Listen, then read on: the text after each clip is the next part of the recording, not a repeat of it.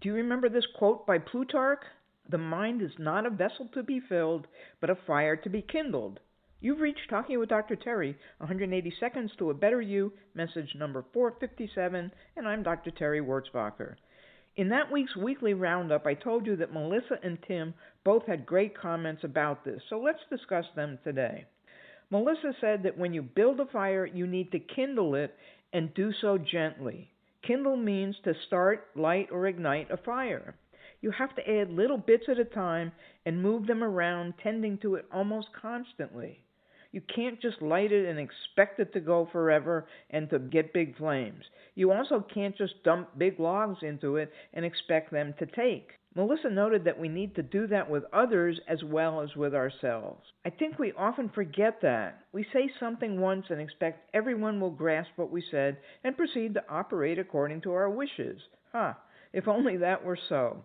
Instead, we should realize that we have to introduce things, especially new concepts or processes, to people slowly.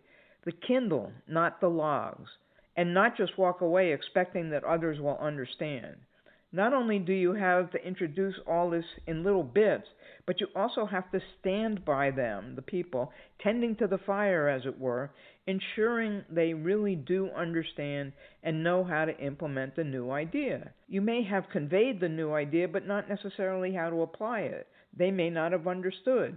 Unless you stand there with them and try to figure out why they aren't doing that, you may not realize you didn't explain the whole process. You didn't tend the fire. Sure, you added the small kindling bits, but you didn't help or tend it to get it into that blossoming outcome you were after. This applies not just in education, but also in relationships. Too often we think that others should read our minds, or we wish they would. Think of soccer players. I have to admit I know nothing about soccer except what I see on the screen. I see these guys putting little moves on the ball as it goes up the field. Sometimes they take big, long shots, but I think the real strategy is to use a combination of both. In the same topic, Tim said that all too often we fill our minds with all sorts of stuff that has no value. It takes up room and time in our brain. Room and time that would be better spent with more useful and pertinent information. Always ask yourself what and why. Why you're spending time on this thing and why it matters. Then ask yourself what difference it makes and what you're going to do with it, and maybe even ask, what could you better be spending your time on? Have a diamond day.